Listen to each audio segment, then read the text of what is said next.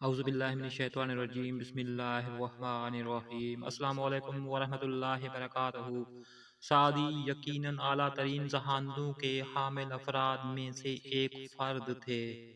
برائے مہربانی اگر آپ میرے چینل پر نئے ہیں تو میرے چینل کو سبسکرائب ضرور کر دیں تاکہ میری آنے والی تمام ویڈیوز کا نوٹیفیکیشن آپ تک بار بار پہنچ سکے۔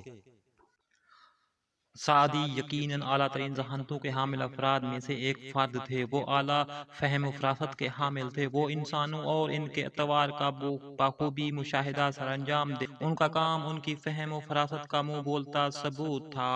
شیخ شرف الدین سعدی، جنہیں سعدی شیرازی بھی کہا جاتا تھا، 1194 تا 1313 بعد از مسیح، انہوں نے 12ویں صدی کے اختتام کے قریب شیراز میں جنم لیا تھا، جو فارس کا مشہور دارالحکومت تھا۔ فارس کے عام دستور کے مطابق انہوں نے اپنے لیے سعدی بطور تخلص منتخب کیا، شاعرانہ نام۔ یہ تخلص انہوں نے اپنے سرپرست اور مربی عطا بیگ سعد بن زنگی حکمران فارس کے نام پر رکھا تھا، جو اپنے علاقے کے عالم فاضل لوگوں کی حوصلہ افزائی سر انجام دیتا تھا۔ عبداللہ کا بیٹا اور ایک علوی حضرت علی ابن طالب کی اولاد میں سے تھے۔ وہ ایک عالم فاضل صوفی تھے۔ سعدی سائنس کی ہر ایک شاخ پر دسترس رکھتے تھے۔ انہوں نے عبدالفرق ابن جوزی سے تعلیم حاصل کی تھی اور دینی تعلیم عبدالقادر جیلانی سے حاصل کی تھی، اور عبدالقادر جیلانی کے ساتھ انہوں نے پہلے حج بیت اللہ کے لیے مکہ شریف کا سفر سر انجام دیا تھا، اور یہ سفر انہوں نے 14 مرتبہ سر انجام دیا تھا، اور اکثر پیدل حج کی سعادت حاصل کی تھی۔ نور الدین عبد الرحمن جامی، جو جامی کے نام سے جانے جاتے تھے، وہ فرماتے ہیں کہ سعدی نے دور دراز کے سفر طے کیے تھے اور بہت سی عجیب و غریب ممالک دیکھے تھے۔ انہوں نے اکثر پیدل حج بیت اللہ کی سعادت حاصل کی تھی، اور ایک مرتبہ وہ ہندوستان کے مالایار ساحل پر جا پہنچے تھے، اور انہوں نے کشمیر کی سیاحت بھی سر انجام دی تھی۔ بنارس کے ابراہیم خان اپنے صوفی ابراہیم میں کہتے ہیں کہ سعدی کے وسیع تر سفروں سیاحتوں کے چند ایک وجوہات یہ تھیں کہ وہ عجیب و غریب شہر اور علاقے دیکھتے تھے، اپنی مہمات کی تفصیل پیش کرتے تھے، زندگی کے نشیب و فراز دیکھتے تھے، بصیرت یافتہ لوگوں سے گفتگو کرتے تھے، اور سائنس اور علم حاصل کرتے تھے۔ جیسا کہ سعدی بوستان میں کہتے ہیں کہ کیا یہ عالم پرسکون ہونے سے قبل اپنے مرکز سے ہلا نہ تھا؟ کیا سعدی نے سفر طے کرتے ہوئے سائنس اور علوم حاصل نہ کیے تھے؟ اپنے دنیاوی تجربے کے بارے میں سعدی اپنے غیر معمولی فلسفے کے بارے میں بات کرتے ہیں کہ قسمت نے مجھے حکم صادر کیا ہے کہ مجھے اصفہان چھوڑ دینا چاہیے۔ میری روزی اب اس جگہ سے مزید وابستہ نہ رہی تھی۔ میری قسمت مجھے عراق سے شام لے گئی، اور اس مقام پر میرا عارضی قیام خوش کن تھا۔ جب شام سے میرا جی اکتا گیا، تب میرے دل میں دوبارہ اپنا گھر دیکھنے کی خواہش جنم لینے لگی، اور مجھے امید تھی کہ واپسی کے سفر کے دوران میں عراق کے صوبے سے گزروں گا۔ سعدی 166 برس تک زندہ رہے۔ دولت شاہ کہتے ہیں کہ سعدی کی طویل زندگی کے ابتدائی 30 برس مطالعہ اور علم کا ذخیرہ کرنے میں گزرے تھے۔ اگلے 30 یا غالباً 40 برس وسیع تر سفر کے دوران تجربات سے دوچار ہونے میں گزرے تھے۔ انہوں نے اپنی بقایا زندگی کوشہ نشینی میں گزاری تھی، جبکہ وہ پرہیزگاری اور روحانی سربلندی میں اپنی مثال آپ تھے۔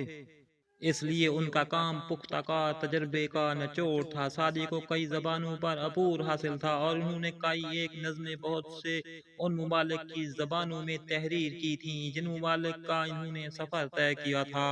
میں نے دنیا کے مختلف علاقوں کی جہاں گردی کی ہے، اور ہر جگہ میں وہاں کے مکینوں کے ساتھ گھل مل گیا تھا، اور میں نے ہر ایک جگہ سے کچھ نہ کچھ حاصل کیا تھا۔ گلستان سے اقتباس: انہوں نے دانشور لقمان سے پوچھا کہ آپ نے آداب کہاں سے سیکھے؟ انہوں نے جواب دیا کہ ان لوگوں سے جو اچھے طریقوں اور ادب و آداب سے واقف نہ تھے۔ میں نے ان لوگوں میں جو چیز ناگوار پائی، میں نے اس چیز سے بچنے کی کوشش کی۔ دوبارہ انہوں نے بچھو سے پوچھا کہ تم سردی میں کیوں باہر نکلتے ہو؟ اس نے جواب دیا کہ مجھے گرمیوں میں کیا عزت بخشی جاتی ہے جو میں سردیوں میں باہر نکلوں۔ درج ذیل جانی پہچانی حکایت سے اچھے معاشرے کے فوائد عیاں ہوتے ہیں۔ ایک روز میں غسل خانے میں تھا، میرے ایک دوست نے میرے ہاتھ میں مٹی کا ایک ٹکڑا تھمایا جو خوشبو سے مہک رہا تھا۔ میں نے اسے تھام لیا اور کہا کہ کیا تم مشک ہو یا عنبر ہو، کیونکہ مجھے تمہاری خوشبو بہت ہی بھلی معلوم ہوتی ہے۔ اس نے جواب دیا کہ میں ایک ادنا سا مٹی کا ٹکڑا ہوں، لیکن میں کچھ دیر تک گلاب کے پھولوں کی محبت میں رہا ہوں۔ میرے ساتھی کی میٹھی میٹھی اور بھینی بھینی خوشبو مجھ میں بھی رچ بس گئی ہے، وگرنہ میں محض مٹی کا ایک ٹکڑا تھا جیسا کہ میں دکھائی دیتا ہوں۔ سعدی کے اسٹائل کی عظیم ترین خوبصورتی اس کی خوشنما سادگی ہے۔ ان کا تخیل مدبرانہ ہے اور ان کے کاموں میں مفید اور شریفانہ جذبے پائے ہیں۔ اوسلے ان کے بارے میں کہتا ہے کہ فارس کا چمکدار ترین زیور، نیکی اور پارسائی کا حامل، فہم و فراست کا حامل اور عالم فاضل۔ ان کی گلستان چین کے وسط اور افریقہ کے انتہائی سرحدوں تک انتہائی توجہ سے پڑھی جاتی ہے اور اس کی تعریف سر انجام دی جاتی ہے۔ مغربی مفکرین بھی ان کے اسٹائل کی تازگی کو سراہتے ہیں اور ان کی زبان کی چمک دمک کی تعریف کرتے ہیں۔ جامی انہیں شیراز کی بلبل کہہ کر مخاطب کرتا ہے۔ سعدی کے فلسفے سے درج ذیل حکایات قابل غور ہے۔ انہوں نے کہا کہ میں کبھی حرف شکایت زبان پر نہ لایا تھا، لیکن ایک مرتبہ جب میں ننگے پاؤں تھا اور میرے پاس جوتے خریدنے کے لیے پیسے نہ تھے، لیکن میری ملاقات ایک ایسے شخص سے ہوئی جس کے پاؤں ہی نہ تھے اور میں اپنے مقدر سے مطمئن ہو گیا۔ گلستان یا گلاب کا باغ اور بوستان یا میوے کا باغ گلستان حکایت کا مجموعہ ہے جن کا تعلق ان کے مشاہدے اور تجربے کے ذخیرے سے ہے۔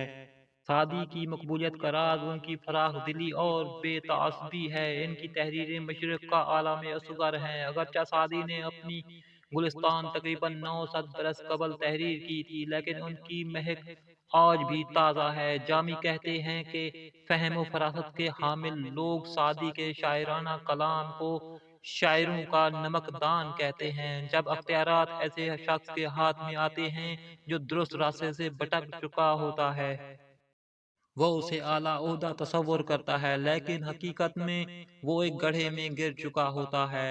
سعدی ایک اور شعر میں سعدی کہتے ہیں کہ لوگوں کی رسوائی کا باعث ان کے حکمرانوں کی بدعنوانی بنتا ہے۔ وہ لوگ جو حکومت میں ہیں اور حکمرانی کے ساتھ چمٹا رہنا چاہتے ہیں۔ سعدی ایسے لوگوں کے بارے میں کہتے ہیں کہ سلطنت اور عہدے پر اعتبار نہ کرو، کیونکہ وہ تم سے پہلے بھی موجود تھے اور تمہارے بعد بھی موجود رہیں گے۔ میں اب درج ذیل میں سعدی کی چند حکایات اور اقبال گلستان کا بوستان پیش کرتا ہوں جو قارئین کرام دلچسپی اجاگر کرنے کا باعث ہوں گے۔